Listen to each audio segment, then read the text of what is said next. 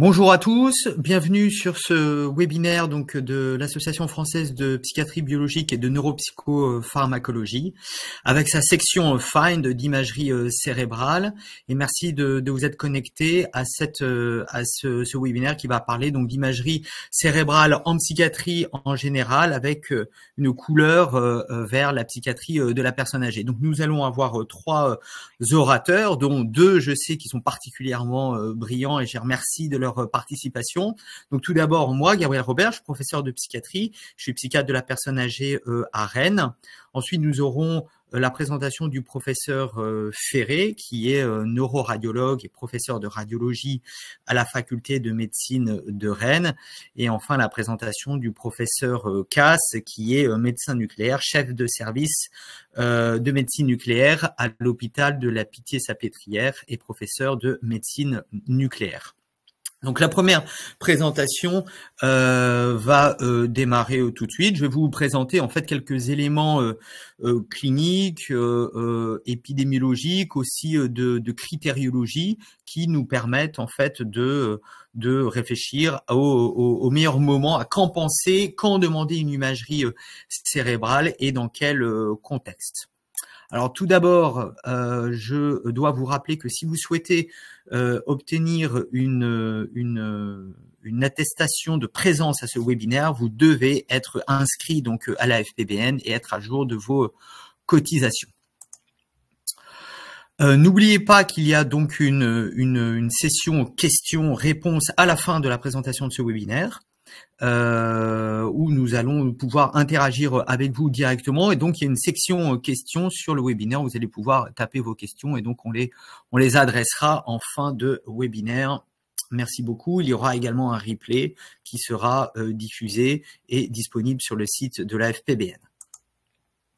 Donc je commence ma présentation. Troubles psychiatriques de la personne âgée, quand et pourquoi demander une imagerie cérébrale? Voici la diapositive avec les différents logos d'affiliation.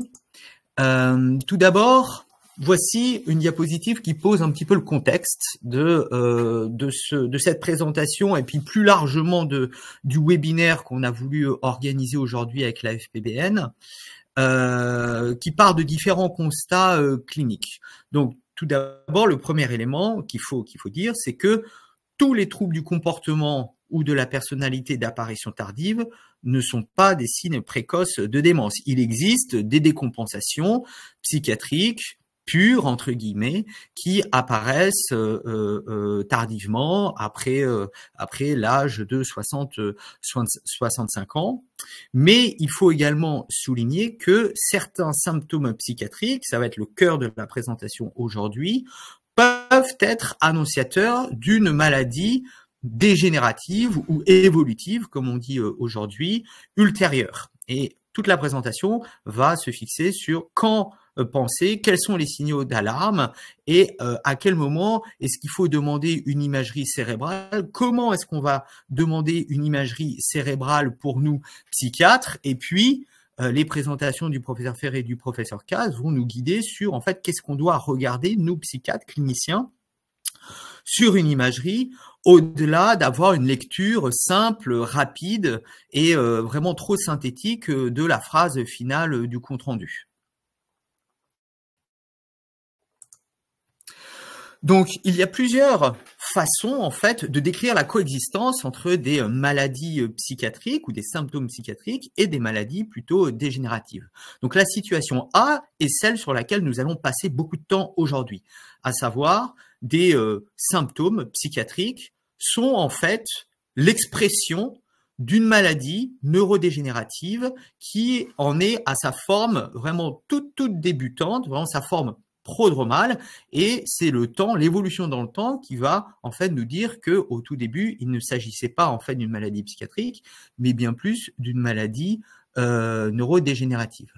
La situation B, on la connaît tous très bien, nous, psychiatres cliniciens, à savoir, nous avons une maladie, des patients qui souffrent d'une maladie psychiatrique, donc le vert, sur la diapositive sont les troubles psychiatriques. Et puis, on sait que nos patients ont un surrisque qui est multifactoriel de présenter ensuite des troubles cognitifs majeurs ou de présenter une maladie neurodégénérative type Alzheimer ou autre. Et donc, on va avoir la coexistence d'un trouble psychiatrique qui va venir se complexifier de troubles cognitifs. Et puis, nous avons la situation C, qui est plus connue de nos collègues gériatres, où nous avons une maladie neuroévolutive qui évolue dans le temps, et lorsque celle-ci est très évoluée, avec des déficits cognitifs très sévères, on va avoir des symptômes psychiatriques fluctuant dans le temps qu'on appelle les troubles psychocomportementaux liés à la démence ou SPCD. Donc on va vraiment se focaliser aujourd'hui sur la situation A. Donc il y a trois grands types d'associations dans la situation A où on va avoir des intrications neuropsychiatriques. Tout d'abord la maladie d'Alzheimer, et ça va être le plan de la présentation. On va d'abord parler de la maladie d'Alzheimer. Et ce qu'on va voir, c'est que les formes prodromales de la maladie d'Alzheimer sont souvent associées à des symptômes affectifs, anxiété, irritabilité, agitation, apathie, voire dépression. La maladie frontotemporale, dans sa variante comportementale, va également débuter par des manifestations comportementales ou psychiatriques, et ça peut prendre la forme en fait d'un syndrome maniaque d'apparition tardif. Enfin, les maladies à corps de Lévy, dont la démence à corps de Lévy, va, elle, également pouvoir s'exprimer dans sa forme prodromale par des symptômes psychiatriques, essentiellement plutôt de l'ordre de la lignée psychotique, avec des hallucinations. Nous y reviendrons. Alors, tout d'abord, la maladie d'Alzheimer. Donc, sur cette diapositive, le message principal, c'est que on va en haut de la diapositive, donc sur les flèches qui s'enchaînent verte, bleu ciel et bleu foncé, on a les différents stades en fonction des différentes associations, les différents stades de la maladie d'Alzheimer. Et le message important sur cette diapositive, elle se trouve en bas. Donc, on voit les marqueurs de la maladie d'Alzheimer, donc les plaques amyloïdes et les protéines tau, qui sont les deux marqueurs principaux de la maladie d'Alzheimer, bon, apparaissent dès le début. Ce sont vraiment les premiers marqueurs. Et en fait, dès le deuxième, les deuxièmes symptômes à apparaître sont d'emblée les manifestations comportementales et psychologiques. Et ensuite peuvent apparaître les troubles cognitifs, notamment les troubles de la mémoire, qui sont dans l'imaginaire commun, en fait, l'archétype des symptômes de la maladie d'Alzheimer. Mais voilà, le but de cette diapositive, c'est bien d'inscrire un message très important, c'est que les troubles comportementaux et psychologiques peuvent apparaître avant les troubles cognitifs et avant les troubles de la mémoire. Donc nous, psychiatres, a fortiori les gens qui travaillent auprès des personnes âgées, nous voyons des patients qui ont en fait une maladie d'Alzheimer qui est en train de débuter, qui est en train de grossir et dont les premiers stades sont les troubles psychologiques et comportementaux. Donc sur cette diapositive qui est coupée en deux, on va commencer par la lire en haut à gauche. Je vous présente une étude déjà ancienne, 2014, qui va regarder en fait l'apparition de troubles cognitifs mineurs, ce qu'on appelle les MCI ou Mild Cognitive Impairment, qui se définissent en fait par des troubles cognitifs modérés sans retentissement fonctionnel. Dans cette cohorte de cet article, vous voyez 1400 personnes, donc c'est une cohorte somme toute déjà assez conséquente, qui a été séparée en fonction des troubles psychiatriques, donc plutôt des troubles dépressifs, des troubles apathiques, des troubles anxieux, etc., etc. Et en fait, elle a été suivie jusqu'à 5 ans. Ils ont regardé en fait le taux de conversion parmi ces différentes catégories de patients avec troubles psychiatriques, le taux de conversion vers l'apparition de troubles cognitifs modérés. Et donc, vous voyez le résultat. Donc, on va regarder les modèles, le modèle B, les hazard ratios du modèle B, donc la troisième colonne du tableau, qui seront donc ajustés sur l'âge, le genre, l'éducation et toutes les comorbidités médicales. Et donc, vous voyez que dans les cohortes dépressives, apathie anxieuse, agitation et avec des symptômes d'irritabilité vont présenter en fait un taux de conversion vers des troubles cognitifs modérés significativement plus important avec des hazard ratios qui sont assez importants. Typiquement, les patients qui étaient initialement agités, donc uniquement agités au début, vont tripler leur risque d'évoluer vers des troubles cognitifs modérés. À droite de la diapositive, je vous présente les résultats d'une méta-analyse, également un peu ancienne, 2017, qui se concentre en fait sur l'apathie. Et donc, dans cette méta-analyse, l'objectif, c'était de dire est-ce que l'apathie est un marqueur prédictif de déclin cognitif et de diagnostic de démence ultérieure. Ils ont recruté différents types d'articles, donc des articles avec une population qui souffre de MCI, donc Mild Cognitive Impairment, des troubles cognitifs modérés, mais également des patients qui se plaignent de SCC, donc Subjective Cognitive Complaint, donc simplement la plainte d'avoir des troubles cognitifs. Et le résultat de cette méta-analyse, vous le voyez tout en bas, c'est que en gros la présence d'une apathie va doubler le risque d'apparition d'une démence, de déclin cognitif ultérieur. Ça, ce sont des résultats importants. Une autre méta-analyse que je vous présente ici, également qui date un peu de 2013, qui va regarder en fait le surrisque associé de la dépression tardive, donc un patient au-delà de 65 ans qui souffre d'un épisode dépressif caractérisé, le surrisque ajouté d'évoluer vers une maladie d'Alzheimer. Et vous voyez que ce résultat est à 1,65. Donc, on augmente de 65% notre risque d'avoir une maladie d'Alzheimer quand on a un épisode dépressif caractérisé après l'âge de 65 ans. Donc là encore, ce sont des risques, ce sont donc des résultats significatifs, et puis quantitativement des risques qui sont importants. Donc maintenant, on va passer sur la maladie frontotemporale dans sa variante comportementale. Et voici les résultats, en fait, les critères de Raskowski, qui sont des critères qui font foi dans cette discipline. Et donc, on retrouve un petit peu la forme des critères comme dans le DSM. Donc, on est habitué, nous, psychiatres, à la forme de ces critères-là. Donc, tout d'abord, j'attire votre attention sur le critère A. Donc, on peut tout à fait poser un diagnostic de maladie frontotemporale sans trouble cognitif. Donc ça, c'est un fait important, c'est-à-dire que la détérioration du comportement est un critère clé dans la maladie frontotemporale. Donc, souvent on associe démence frontotemporale et des troubles cognitifs, c'est pas vrai. Si on a des troubles du comportement, et on va voir lesquels, on peut poser un diagnostic de maladie frontotemporale possible. Donc, quels sont-ils? On va retrouver donc une désinhibition, ça c'est des choses qu'on connaît bien, donc des comportements sociaux inappropriés, tout d'un coup des conduites impulsives.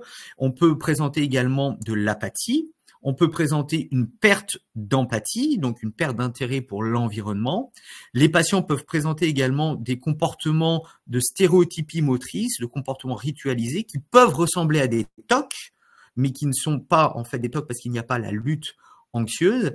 Et à la fin, les patients peuvent présenter aussi des changements de leur comportement alimentaire ou des changements de leur comportement au niveau de l'hydratation, de prise de produits. Tout d'un coup, des patients qui se mettent à boire de l'alcool alors que c'était pas habituel. Donc c'est vraiment ce contexte de changement de comportement et de personnalité qui doit exister.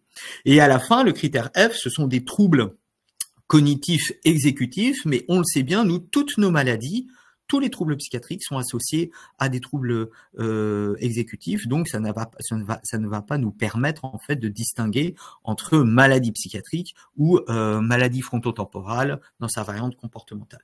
J'attire votre attention également sur des formes génétiques portées par des gènes, par exemple C9orf72 ou progranuline, peu importe les gènes, mais il y a des formes génétiques de ces maladies associées à la sclérose latérale amyotrophique qui vont être particulièrement, qui vont s'exprimer particulièrement sur un versant comportemental, et c'est là le lieu des travaux entre neurologues et psychiatres et généticiens dans ces formes certes rares, mais c'est des formes génétiques qui vont avoir des troubles du comportement particulièrement importants. Alors, il y a un article qui fait des recommandations, parce que faire la distinction entre des troubles psychiatriques primaires Et une maladie frontotemporale, ça peut être extrêmement difficile. Donc, il y a des recommandations, notamment pour l'imagerie, c'est ce que je vous présente ici, qui dit que vraiment, il faut réserver le scanner cérébral que lorsque l'IRM n'est pas disponible ou bien contre-indiqué. Voilà, il faut vraiment privilégier l'IRM dans l'imagerie en première intention pour essayer de distinguer les choses et puis compléter dans un second temps avec l'imagerie nucléaire. Ça va être le lieu des présentations ultérieures. Sur le plan de l'imagerie nucléaire, également essayer de privilégier en fait le PET-FDG, donc le métabolisme glucidique, plutôt que l'imagerie par perfusion, par SPECT, mais ça va être présenté par le professeur Cass tout à l'heure. Donc ça, c'est vraiment les recommandations minimales. Ensuite, l'auteur va plus loin, il dit ce qui serait bien, ce serait d'avoir les recommandations minimales, et puis avoir en fait des séquences particulières, centrer en fait l'imagerie sur des structures cérébrales bien particulières, notamment eh bien les cortex frontaux, les cortex temporaux, et essayer d'avoir une lecture qualitative avancée avec des experts de l'imagerie cérébrale. Il y a d'autres perspectives de recherche, notamment tout ce qui a trait de l'intelligence artificielle et peut-être d'autres séquences qui pourraient nous permettre d'avancer dans la distinction diagnostique entre maladie psychiatrique primaire et maladie frontotemporale. Donc la troisième maladie que je voulais vous présenter, c'est la maladie à corps de Lévy, donc pour rappel qui va plutôt être en lien avec des symptômes psychotiques. Donc là, dans la démence à corps de Lévy, là encore, ce sont les critères de McKee. Dans la démence à corps de Lévy, eh bien, il faut un critère un syndrome démentiel avec des troubles cognitifs sévères qui vont impacter le fonctionnement au quotidien.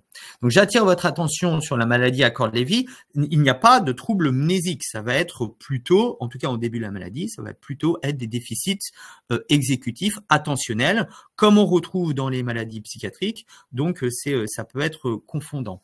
Par contre, les critères cliniques qui sont les principaux, les critères cliniques principaux, pardon, eux vont avoir à faire avec la psychiatrie, avec notamment des hallucinations visuelles qui peuvent être complexes, avec vraiment des formes, des gens, des personnages qui peuvent apparaître, ou alors ça peut être d'autres formes d'hallucinations comme des sensations de présence ou des sensations de personnes qui nous attendent dans une pièce qu'on peut retrouver également dans la maladie de Parkinson. Donc ça, ce sont d'autres types d'hallucinations qu'on a l'habitude de voir parmi les patients type schizophrène. Un autre trouble du comportement qui est un critère clé dans la maladie à corps de Lévy sont les troubles du comportement du sommeil paradoxal avec des rêves particulièrement éveillés, particulièrement habités, qui sont donc des critères clés diagnostiques.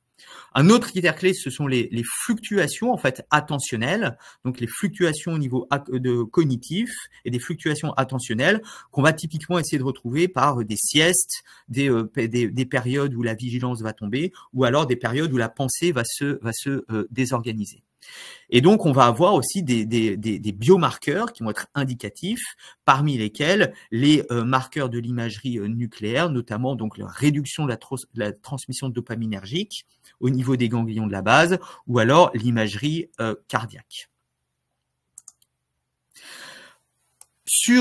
Excusez-moi, je reviens en arrière. Sur la maladie à corps de Lévy, ça, ce sont les critères donc de démence à corps de Lévy de 2017. Et aujourd'hui, en 2020, il existe des articles qui sortent qui disent que la maladie à corps de Lévy existe sous sa forme prodromale, exactement de la même manière que la maladie d'Alzheimer, exactement de la même manière que la maladie frontotemporale, ou dans la forme prodromale, eh bien, les troubles cognitifs seront absents et on va avoir en fait des formes à présentation psychiatrique prédominante, avec parfois uniquement des symptômes psychotiques, des hallucinations visuelles ou des sensations de présence. Donc tout ce constat nous a amené des auteurs à parler, on a parlé tout à l'heure de mild cognitive impairment, donc des troubles cognitifs modérés. Il existe également des troubles comportementaux modérés avec des critères. Donc, on va pas les lire ici, ça va être assez fastidieux, mais qui disent qu'il faut en fait un changement de personnalité ou un changement comportemental pendant 6 mois, et ça va intéresser différents aspects, donc la motivation, les aspects affectifs, les troubles des contrôles, donc la désinhibition, les comportements obsessionnels, avec un retentissement fonctionnel. Donc, ces Mild Behavior Impairment a beaucoup de solidité dans la littérature, puisque ça va s'associer en fait à des critères d'imagerie, et ce que je vous présente à droite de la littérature, c'est que les patients qui ont des troubles comportementaux intermédiaires, MBI, vont présenter un déclin cognitif particulièrement accéléré par rapport à des gens qui ont des symptômes en fait isolés. J'avance un petit peu sur ma présentation. Il existe des outils d'auto-évaluation validés en français de troubles du comportement modéré. Et donc, voilà, quand demander une imagerie, eh bien, il faut éviter le critère d'âge. Il faut éviter l'effet parapluie. C'est-à-dire qu'il faut éviter de demander une imagerie un petit peu par réflexe, sans réfléchir à pourquoi on demande et qu'est-ce qu'on va regarder sur ces imageries.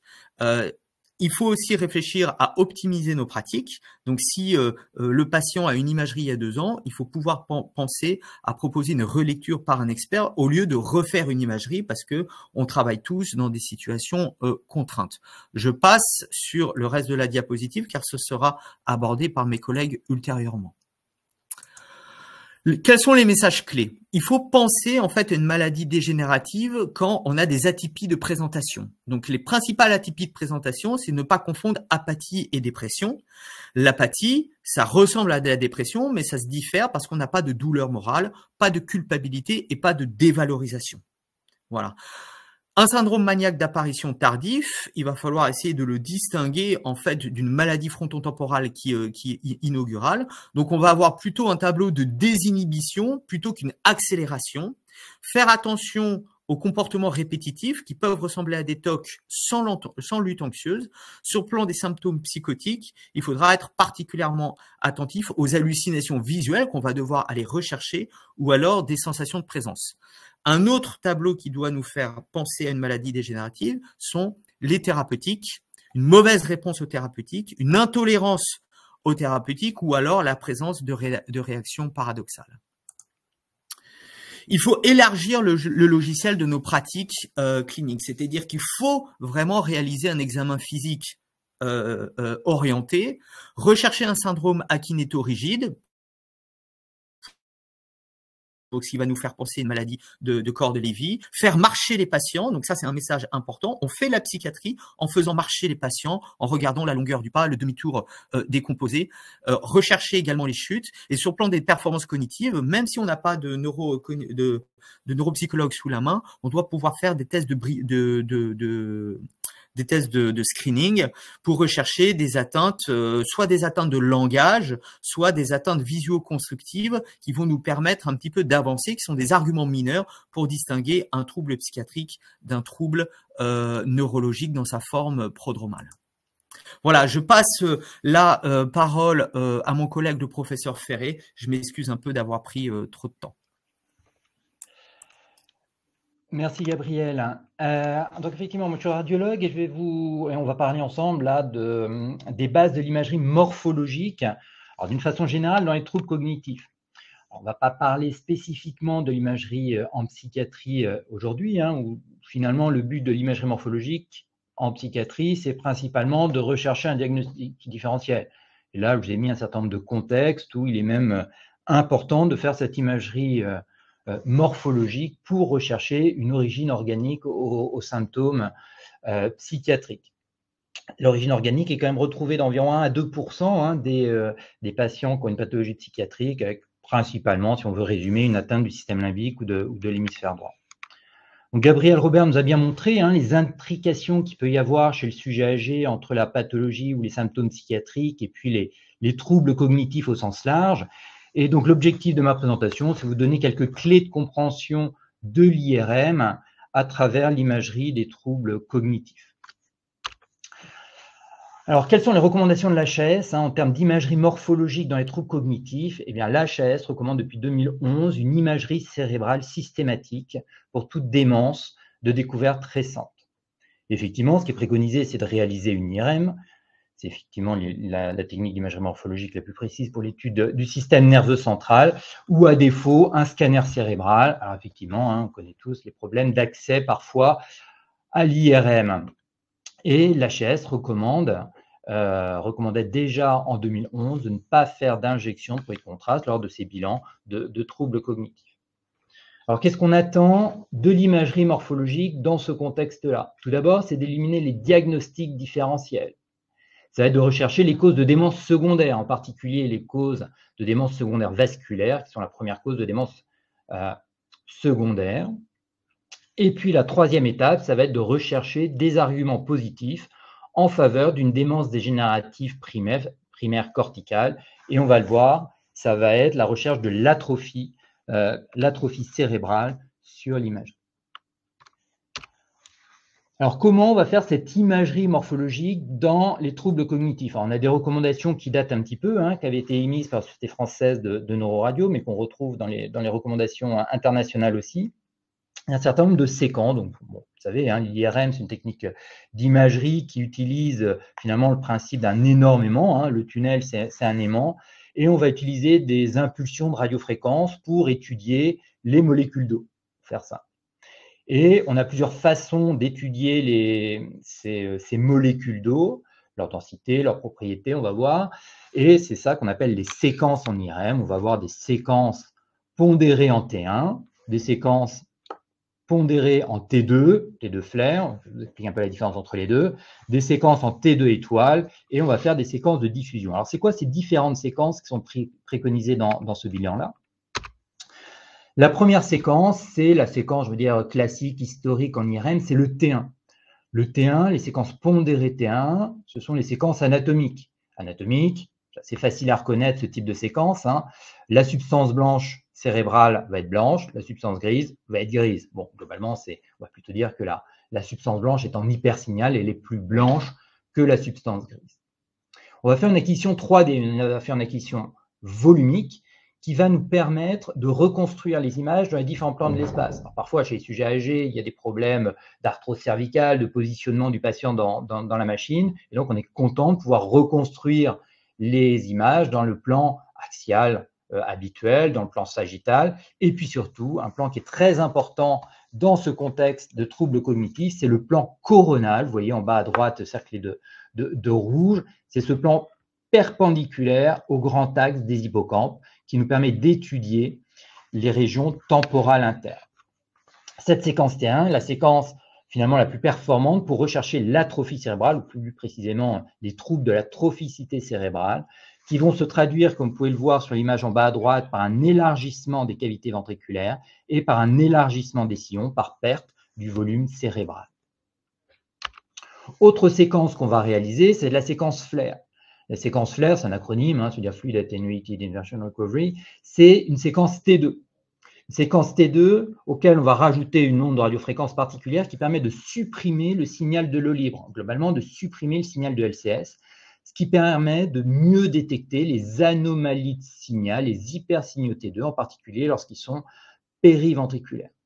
C'est devenu notre séquence de base, le FLAIR, notre séquence en T2, c'est le FLAIR, notre séquence de base. Elle est sensible pour détecter les anomalies qui s'accompagnent d'une surcharge hydrique, ça va être un hypersignal T2, ou une gliose, une cicatrice parenchymateuse, qui là aussi va être en hypersignal T2. Dans ce contexte de troubles cognitifs, on va rechercher des anomalies de la substance blanche, on va rechercher éventuellement des séquelles ischémiques, des troubles. Et c'est une séquence qui va être très importante dans le site et l'étendue lorsqu'on est dans le contexte des démences vasculaires. Alors ces petits hypersignaux T2, là, on va pouvoir...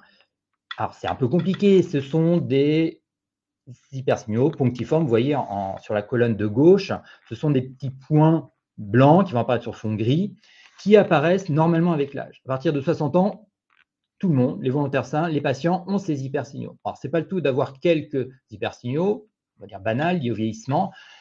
On sait aussi que lorsqu'il y a des facteurs de risque cardiovasculaires en particulier, ou des maladies vasculaires, le nombre de ces hypersignaux va augmenter et vont atteindre d'autres parties de la substance blanche. Vous voyez, on a la substance blanche profonde, la substance blanche autour à proximité du cortex ou à proximité des cavités ventriculaires.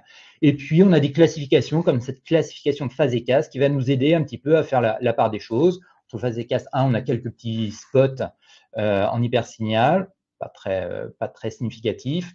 Et puis, Fazekas 2 et 3, où là, ces lésions en hypersignal T2 vont converger et former des sortes de mottes lésionnelles. Et donc là, on sait qu'on va être plus volontiers dans un contexte de facteurs de risque cardiovasculaire, voire de pathologie vasculaire.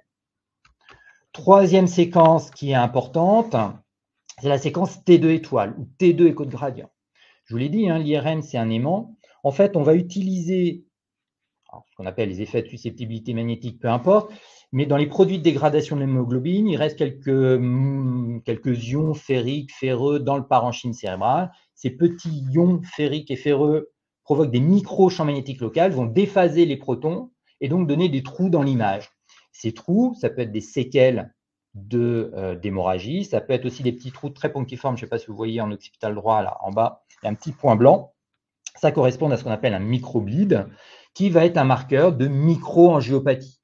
Il a été montré dans la littérature, une association entre les microbleeds et le déclin cognitif, et le lien aussi entre les microbleeds lobaires, plutôt à la périphérie du cerveau, et la pathologie amyloïde.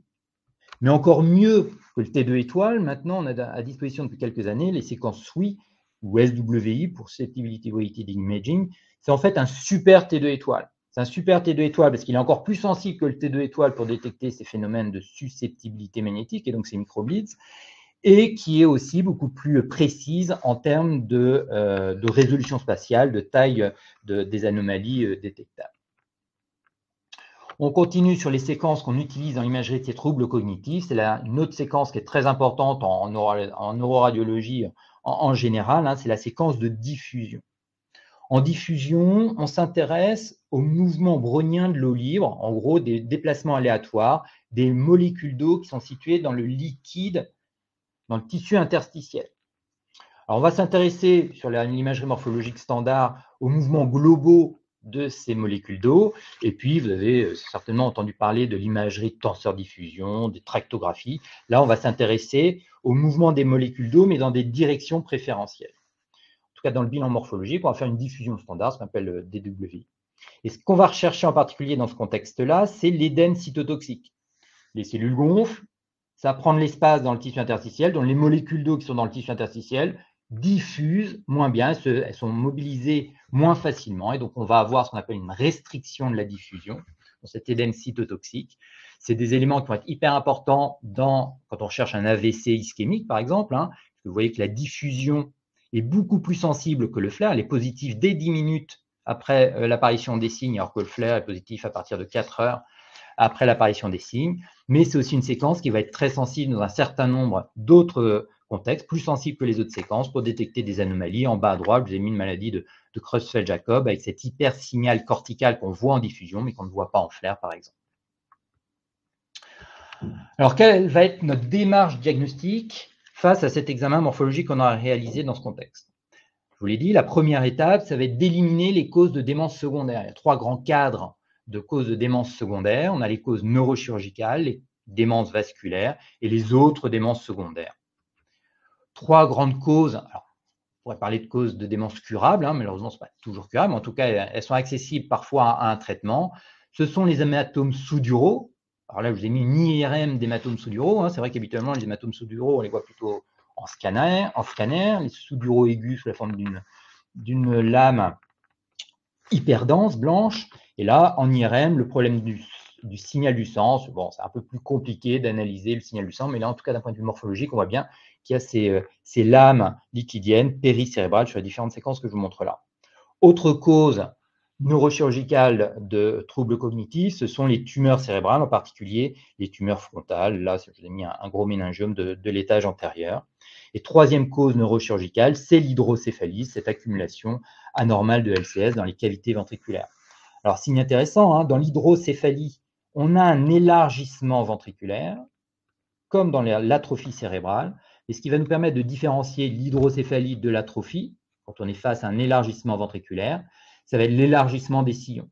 Dans l'hydrocéphalie, on a une augmentation du volume des ventricules qui va en quelque sorte comprimer le cerveau, donc on va avoir un effacement des sillons, alors que dans l'atrophie cérébrale, on a une perte du volume cérébral, donc on a une augmentation du compartiment ventriculaire et un élargissement des sillons.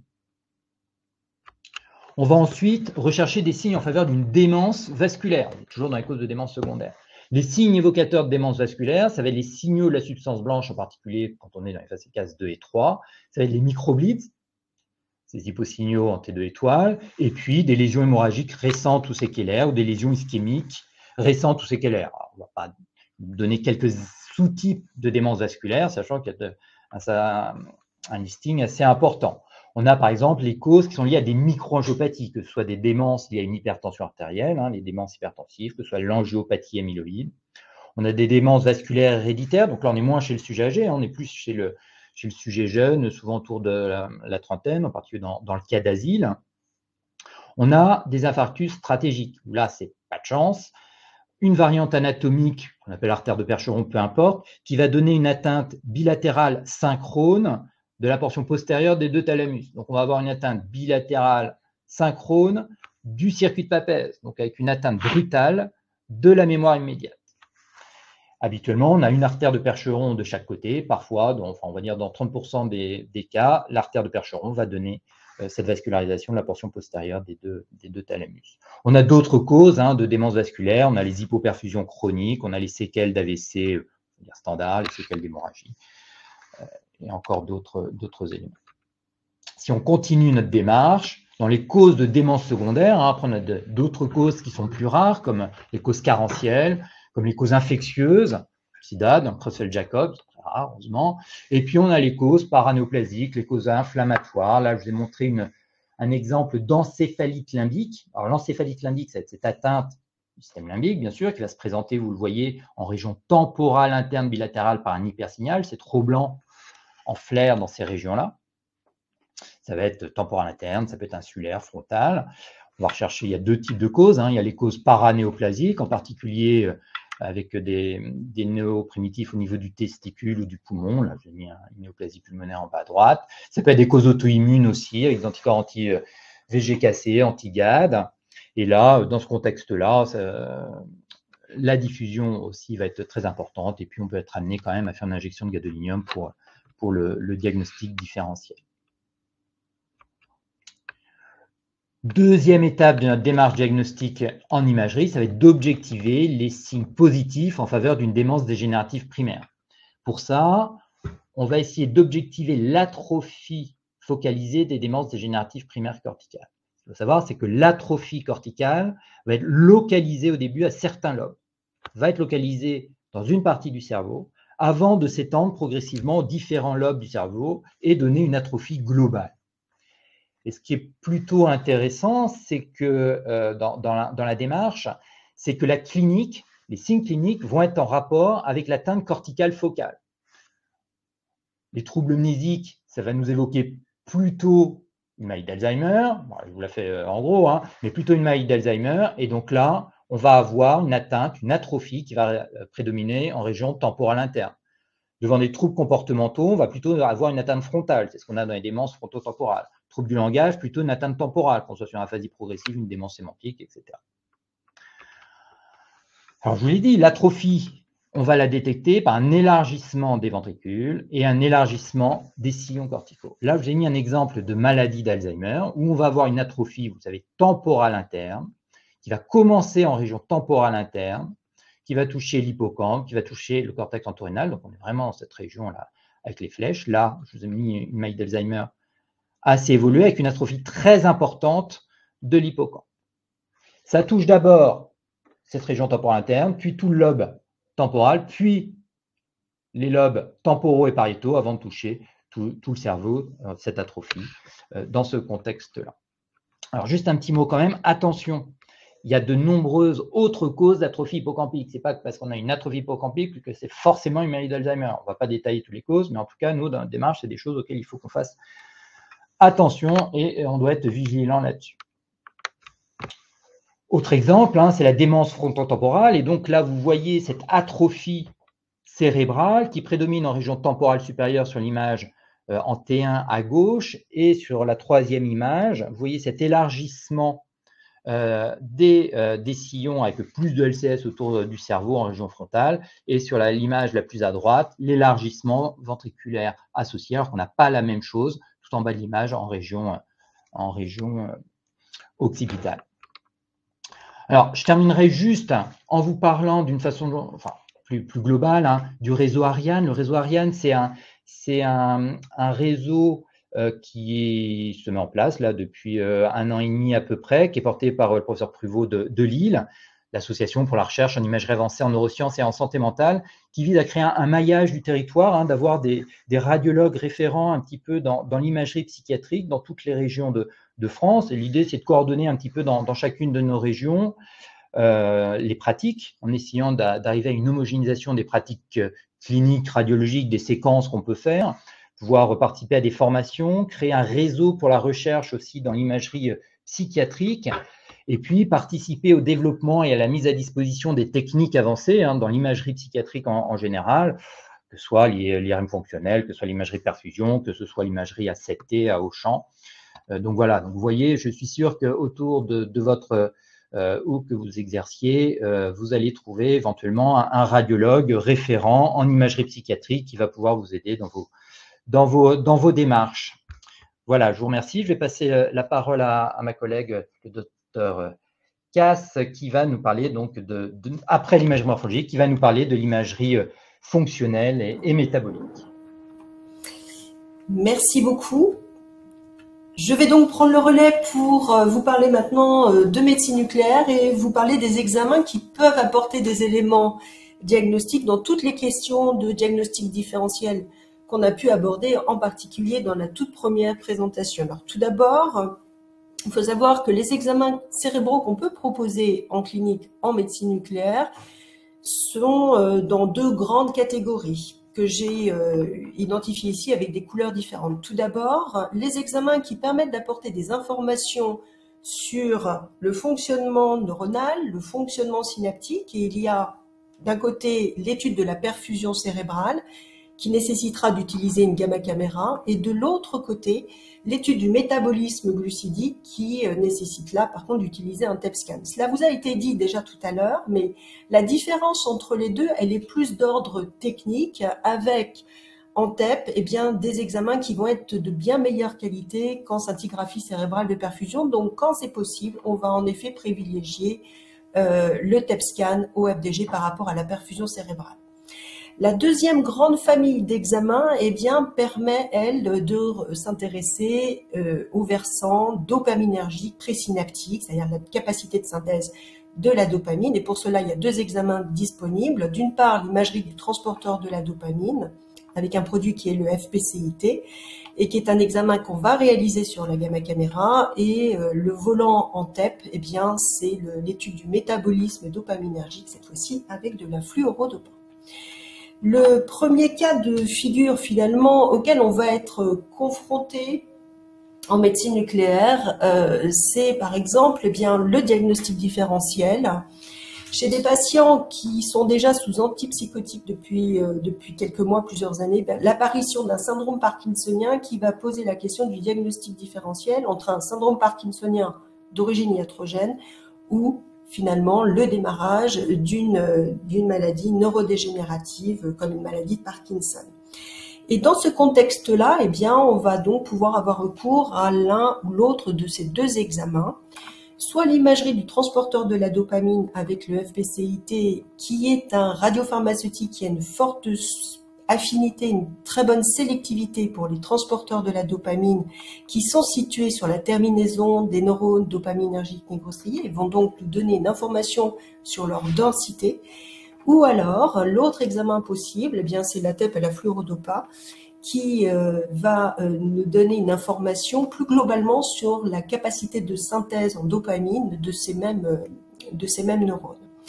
Les indications pour ces 2 examens sont les mêmes, c'est-à-dire qu'on peut les réaliser l'un ou l'autre, bien sûr, lorsqu'il y a un doute sur une dénervation dopaminergique négrostriée, lorsque le syndrome parkinsonien est incertain, et puis plus récemment, il y a une autre indication qui est le diagnostic différentiel entre une maladie d'Alzheimer où il n'y a pas d'atteinte sous-corticale, dopaminergique, et une maladie à corps de Lévy. Je reviens à la problématique et à la question initiale. Eh bien, chez les patients qui ont un parkinsonisme d'origine iatrogène, secondaire à un blocage des récepteurs dopaminergiques D2 notamment, on va avoir un examen du transporteur de la dopamine strictement normal puisqu'il n'y a pas d'atteinte présynaptique. Vous en avez l'illustration ici. Un examen normal, eh bien, c'est un examen avec une fixation du radiopharmaceutique sur les deux striata, parfaitement homogène, bilatérale, symétrique, avec une fixation qui va prédominer sur le codé ici. En revanche, chez un patient qui a un syndrome parkinsonien par atteinte dopaminergique, eh bien, vous allez avoir un examen pathologique, comme c'est le cas dans la maladie de Parkinson idiopathique, dans les syndromes Parkinson plus aussi, et lorsqu'il existe aussi des lésions séquelaires, par exemple striatales de la substance noire ou striatale ou de la substance noire, et dans ce cas de figure, eh bien, vous voyez, on a une modification de la distribution avec souvent l'apparition d'une asymétrie de fixation, et puis des défects de fixation qui touchent dans la maladie de Parkinson, surtout le putamen, les putamènes postérieurs. Il y a assez peu de données dans la littérature finalement qui se sont disponibles sur l'impact de ce type d'examen chez des patients qui, sous antipsychotiques, ont présenté un syndrome parkinsonien. Il y a ces deux travaux là qui ont été publiés par la même équipe déjà depuis un petit bout de temps. Et les auteurs ont montré que dans une cohorte de patients qui étaient déjà sous antipsychotiques depuis plus de 6 mois, il y avait un tiers de patients qui présentaient un syndrome parkinsonien et que 40% à peu près d'entre eux avaient une imagerie du transporteur de la dopamine pathologique. Ce qui est intéressant, c'est qu'ils ont montré que la positivité de cet examen était prédictive de l'aggravation de ces patients sur le plan moteur lors du suivi effectué à 2 ans et que c'était également prédictif d'une bonne réponse à la fluorodopa. En fait, ce que signifient ces résultats, c'est que le suivi des patients corrobore le fait que le DaTscan ait montré une dénervation dopaminergique. Le deuxième grand contexte, en fait, où les examens de médecine nucléaire peuvent être utiles, eh bien, cela a été largement abordé dans la première présentation, c'est lorsque se pose la question du diagnostic différentiel entre finalement des troubles psychiatriques idiopathiques et une maladie neurodégénérative sous-jacente, maladie neurodégénérative corticale, et en particulier eh bien, la variante comportementale de dégénérescence lobaire frontotemporale chez des patients qui ont une apathie, une dépression résistante au traitement, des troubles du comportement, mais il y a aussi toutes les questions qui concernent les diagnostics de maladies à corps de Lévy. Là, chez des patients qui ont des hallucinations visuelles, des troubles cognitifs fluctuants ou des épisodes délirants. Il y a un troisième cas de figure qui me semble important aussi d'aborder, eh bien, c'est ces patients qui ont des troubles psychiatriques ou neuropsychiatriques sur un mode subaigu avec un tableau clinique atypique et pour lequel on peut se poser, les cliniciens peuvent se poser la question d'une entrée dans une encéphalite auto-immune. Les examens dans ces cas de figure-là précis qui peuvent être aidants vont apporter les mêmes types d'informations. Il s'agit du TEP au FDG qui renseigne sur le métabolisme glucidique et la scintigraphie cérébrale de perfusion. Alors, encore une fois, c'est l'un ou l'autre de ces examens puisque les deux vont apporter finalement le même type d'informations qui ce sont des marqueurs topographiques du fonctionnement neuronal et synaptique. Mais comme je l'avais souligné précédemment, la scintigraphie cérébrale de perfusion ayant une qualité d'image un petit peu inférieure au TEP-FDG, on va privilégier le TEP-FDG quand c'est possible. Un examen normal, eh bien, c'est un examen, par exemple en TEP-FDG, où il y aura une forte fixation du radiopharmaceutique sur l'ensemble du manteau cortical, ici. Il va y avoir aussi une fixation importante sur le striatum, les thalamides, le cervelet, etc. Mais surtout, ce qu'on va regarder, c'est l'absence d'asymétrie de fixation entre l'hémisphère droit et l'hémisphère gauche, et puis l'absence d'anomalies sur les territoires frontaux ou postérieurs, en tout cas des différences antéro-postérieures. À titre d'illustration, vous voyez ici, au milieu, de ces 3 colonnes, eh bien, un profil métabolique d'un patient avec une maladie d'Alzheimer déjà avancée. Alors, il faut savoir qu'en TEP-FDG, mais c'est pareil en scintigraphie cérébrale de perfusion, eh bien, on va avoir des anomalies qui vont d'abord toucher les territoires associatifs postérieurs, le cortex pariétal en particulier, temporal. Puis, lorsque cette maladie évolue, eh bien, le cortex préfrontal va finir aussi par être hypométabolique ou hypoperfusé. Et vous voyez que par comparaison, en fait, dans la démence frontotemporale, on va avoir une distribution d'anomalies très différentes avec un gradient métabolique antéro-postérieur qui indique tout simplement que dans cette pathologie-là, on va plutôt avoir des anomalies qui touchent le cortex préfrontal et le cortex temporopolaire. Je reviens donc sur ce profil métabolique de la démence frontotemporale avec 3 illustrations, patients 1, 2 et 3, qui ont tous les 3 des formes sporadiques de DFT avec des profils cliniques qui étaient un petit peu différents. Mais ce que l'on sait maintenant, parce qu'il y a quand même beaucoup de données dans la littérature, c'est que lorsque la maladie démarre, dans les formes encore une fois sporadiques, eh bien, les premiers territoires qui vont être hypométaboliques, en tout cas affectés, eh bien, vont être le cortex préfrontal, plutôt dans les régions orbitofrontales, l'épaule temporaux, puis le cortex médiofrontal, avec secondairement une extension sur le cortex préfrontal dorsolatéral. Ce qui explique d'ailleurs que chez ces patients-là, les premiers signes inauguraux sont plutôt des signes qui touchent la cognition sociale et que secondairement, eh bien, il va y avoir un syndrome dysexécutif qui, lui, implique plus le cortex préfrontal dorsolatéral.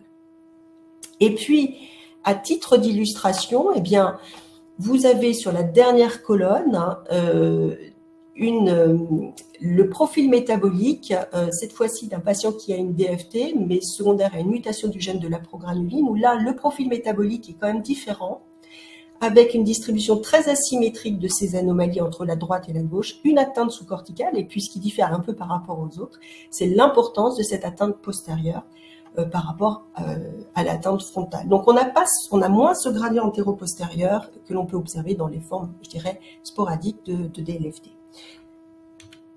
Alors, par comparaison, quand on regarde les données de la littérature sur les anomalies métaboliques dans la dépression sévère, eh bien, on se rend compte certes, il y a des anomalies qui sont décrites, qui touchent d'ailleurs souvent le cortex préfrontal, le cortex singulaire antérieur, mais avec quand même des résultats qui ne vont pas toujours dans le même sens, qui ne sont pas toujours consensuels, avec parfois plus souvent des hypométabolismes qui sont décrits, mais parfois aussi des hypermétabolismes et parfois l'implication d'autres territoires. Donc ces résultats sont un peu fragiles. Ce qu'il a été quand même décrit, c'est que quand ces anomalies étaient observées, elles étaient réversibles sous le traitement et qu'elles suivaient en fait l'évolution clinique. Je vais revenir très brièvement sur une publication de 2016 parce qu'elle est souvent citée sur les performances du TEP-FDG dans le diagnostic différentiel entre dégénérescence lobaire frontotemporale variante comportementale, donc la DFT, et les pathologies psychiatriques. Il s'agit d'une étude observationnelle sur une cohorte de patients qui a été suivie pendant 2 ans. Ces patients avaient un syndrome frontal de début tardif et au bout de 2 ans, le diagnostic a été posé entre une DLFT comportementale confirmée ou probable versus une maladie d'Alzheimer, d'autres pathologies démentielles ou une pathologie psychiatrique. Dans cette étude, 30 patients ont été explorés en TEP-FDG et on a demandé au relecteur de classer l'examen en fonction de évocateur de DFT ou non évocateur de DFT. Ce qu'on constate, c'est que la sensibilité de l'examen est très importante dans ce papier, avec une valeur prédictive négative de 98%, mais qu'en revanche, sa spécificité, c'est-à-dire quand il y a des anomalies, finalement, eh bien, ces anomalies ne sont pas très spécifiques, avec, vous voyez, une valeur prédictive positive de 33%, et notamment 40% des patients qui, finalement, avaient un diagnostic retenu de pathologie psychiatrique étaient considérés comme ayant un TEP, pour autant évocateur de DFT. Juste quelques remarques et quelques réserves quand même sur ce papier, qui est encore une fois souvent cité, c'est que, tout d'abord, il s'agissait vraiment d'une analyse qualitative et avec assez peu d'informations sur les critères d'interprétation, mais ce papier illustre quand même qu'il faut être prudent face à des anomalies qui peuvent être modérées, finalement parfois pas toujours très spécifiques.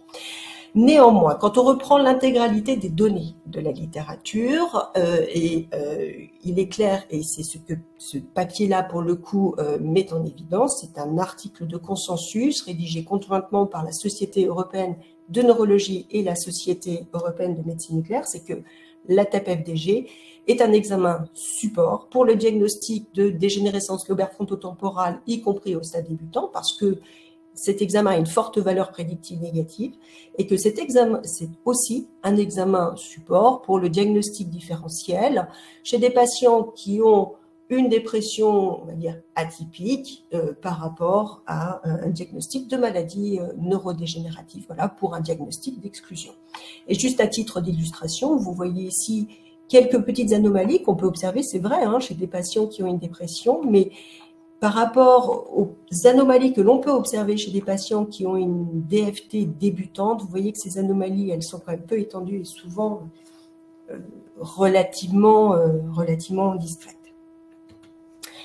Juste une remarque quand même sur la dégénérescence lobaire frontotemporale avec des mutations C9OR72, où il a été décrit des anomalies thalamiques, mais en TAP-FDG, on peut avoir quand même des anomalies préfrontales qui sont extrêmement modestes. On peut manquer un peu de sensibilité et qu'il ne faut pas hésiter à recourir à un contrôle pour voir secondairement si le diagnostic est toujours compliqué, hein, pour voir apparaître des anomalies qui touchent le cortex préfrontal, comme vous pouvez le voir sur la droite, sur ce suivi évolutif. Dans la maladie à corps de Lévy, le profil métabolique que l'on observe, c'est celui d'une maladie d'Alzheimer, avec surtout une atteinte du cortex associatif postérieur, et puis des signes un petit peu plus spécifiques comme une atteinte du cortex visuel primaire, ici, qui est lié à la présence d'hallucinations visuelles, et puis un autre signe qui est le Cingulata Island Sign, qui est une atteinte du précuneus, du cuneus, et qui va contraster avec une préservation du cingulum postérieur, qui est un signe qu'on n'observe pas dans la maladie d'Alzheimer.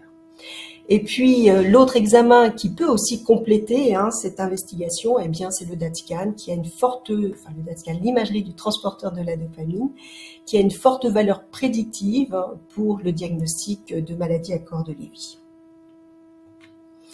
Dans l'encéphalite auto-immune, les territoires qui vont pouvoir nous alerter en TAP-FDG et les anomalies, ce sont des anomalies sous-corticales avec notamment un hypermétabolisme striatal, bilatéral, mais aussi dans les formes limbiques d'encéphalite, eh bien un hypermétabolisme temporal interne. Et vous voyez que ces deux anomalies, d'ailleurs, elles régressent sous traitement. Et ensuite, en fonction de l'anticorps considéré, eh bien, on peut avoir des impacts relativement variables sur le cortex cérébral. Mais ce qui est intéressant, c'est que ces anomalies, elles régressent sous l'effet des traitements. Je finirai juste par peut-être un ou deux cas cliniques. Il s'agit ici d'un patient de 82 ans qui avait des troubles neurocognitifs majeurs avec un impact majeur sur la vie de tous les jours, un syndrome amnésique hippocampique, des éléments dysexécutifs et le tout dans un contexte anxio-dépressif extrêmement marqué et non contrôlé sous traitement. Le TAP-FDG qu'on a pu réaliser ici était extrêmement rassurant puisqu'il ne montrait pas ni d'atteinte du cortex préfrontal, ni d'atteinte du cortex associatif postérieur, pas non plus d'atteinte temporale interne, qui pour nous donc était un TEP qui n'était pas en faveur d'un processus neurodégénératif cortical.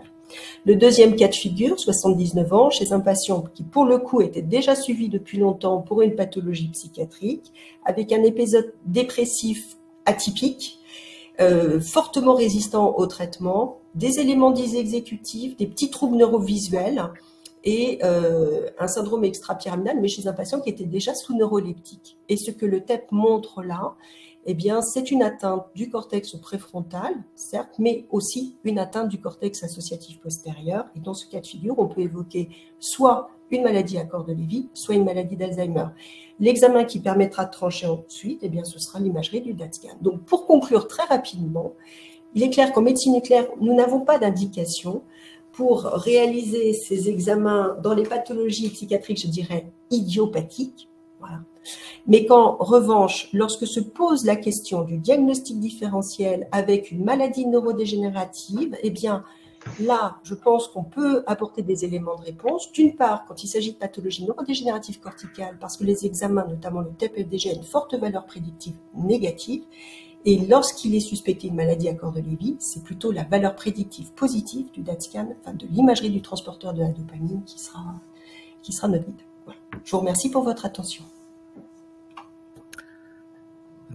Merci beaucoup pour vos interventions. Alors, je vais peut-être commencer à poser une question qui vous intéresse en fait tous les deux et qui est issue du chat.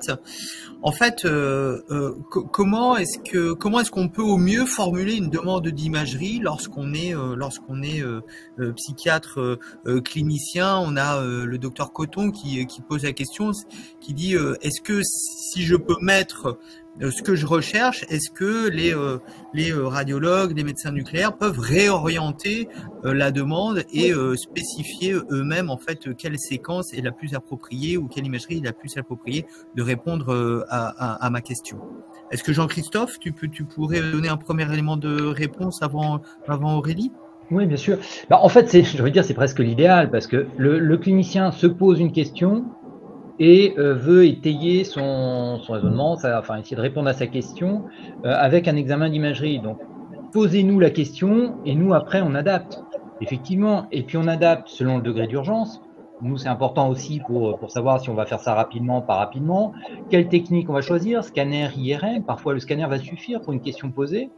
Et puis, si on fait une IRM, c'est notre rôle de radiologue de choisir les bonnes séquences. Là, je vous ai montré les séquences de base, on a d'autres séquences.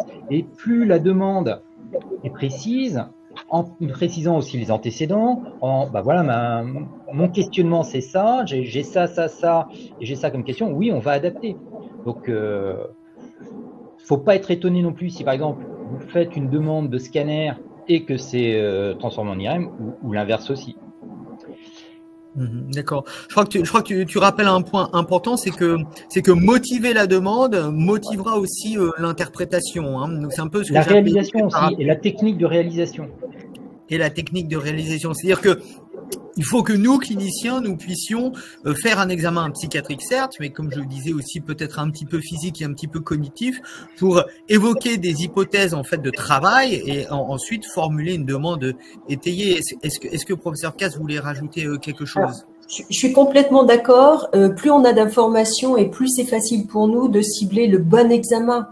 C'est important de savoir quels sont les questionnements du clinicien, ses hypothèses diagnostiques, mais s'il n'en a pas de façon très précise, avoir une description, ne serait-ce que du profil un petit peu neuropsychologique, est-ce que c'est effectivement un problème d'apathie, est-ce qu'il y a un syndrome exécutif, etc. Tout ça sont des éléments sur lesquels nous, on va ensuite appuyer notre diagnostic.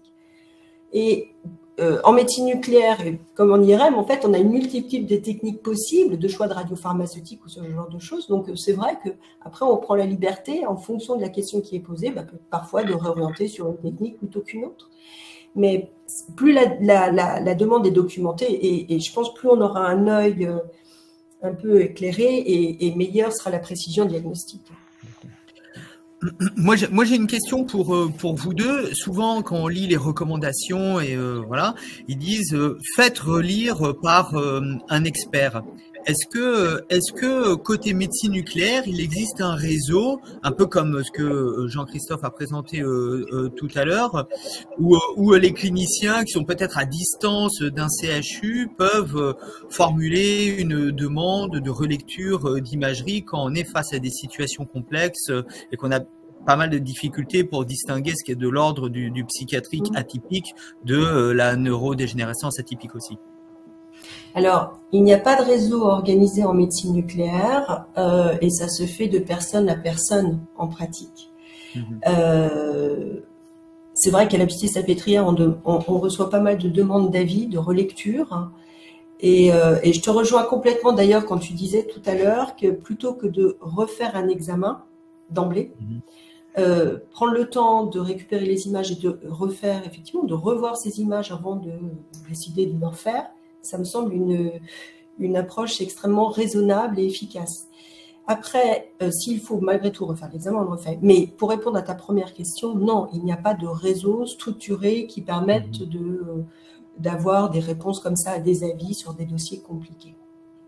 Pas en tout cas à l'heure actuelle sur le plan national.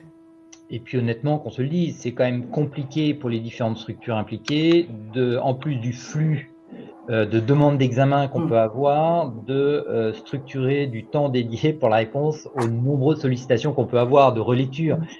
Alors, évidemment qu'on a disposition pour faire ça, et c'est important qu'on puisse le faire. En pratique, organiser tout le système de relecture, d'examen, de choses comme ça, c'est très chronophage dans les services et dans les cabinets. Hein. C'est souvent relu dans les structures hospitalières ou les cliniques, mais oui, on essaye de développer. Alors oui, le réseau est tel qu'il est, là, je vous ai présenté pour Ariane, mais c'est globalement, effectivement, essayer de voir dans sa région quels sont les radiologues un peu référents là-dedans, avec parfois des structurations informatiques de demande d'avis. Il y a des choses qui se développent de plus en plus. Alors, il y a une autre question là qui a émergé dans le chat qui est en lien, donc je saisis au vol. D'imagerie à 2 ans, c'est écrit nulle part, c'est vraiment des recommandations à la louche, vraiment qui sortent de moi, hein, uniquement. C'est simplement pour essayer de trouver un équilibre optimal entre des répétitions d'examen, hein, parce que parfois on a des patients qui passent des IRM à répétition dans différents cabinets, sans comparaison en fait de l'évolution de l'imagerie par rapport à un autre. Et je pense que c'est aussi notre travail, nous, de rassembler les éléments, y compris les éléments cliniques bien sûr, y compris les éléments d'imagerie, et de faire un point sur ce qui a été fait pour essayer de ne pas justement emboliser les structures d'imagerie, quelles qu'elles soient, qui ont de multiples demandes qui arrivent de partout. Donc le critère de 2 ans n'est pas un critère dur et ne relève d'aucune recommandation valide, mais c'est au doigt mouillé quand même un créneau de temps qui peut vous permettre de réorienter les choses. Alors, en médecine nucléaire, juste pour peut-être aller dans ton sens, en médecine nucléaire, quand on a des anomalies qui sont vraiment modestes, discrètes, on propose parfois de faire un contrôle de l'imagerie, mais jamais avant 1 an, minimum 1 an. Ensuite, tout dépend de l'évolution aussi clinique. Voilà, mais c'est vrai qu'on essaie d'espacer le plus possible. Voilà, très bien. Écoutez, il est 13h36, on a déjà dépassé et j'en suis responsable, j'assume, je suis vraiment désolé. En tout cas, et je crois qu'il y a encore des possibilités de poser des questions ultérieurement sur le site de la FEBNL. Il y a un replay et je dois aussi vous annoncer, alors, n'hésitez pas à vous inscrire, hein, à devenir membre de la FPN. Ça donne quand même accès à des tas d'informations, notamment pour la formation continue. Les pratiques changent, les patients changent, et donc il faut qu'on puisse rester à la page pour exercer notre métier de manière satisfaisante. À ce titre, j'attire votre attention sur la semaine prochaine, un autre webinaire de la FPBN par la section psychosomatique qui va faire le lien donc entre l'alimentation et les troubles psychiatriques. Voilà, je vous remercie beaucoup de vous être connectés et je vous souhaite d'excellentes pratiques. J'espère que ce webinaire vous aura été bénéfique. Merci, à bientôt. Merci. Merci, à bientôt.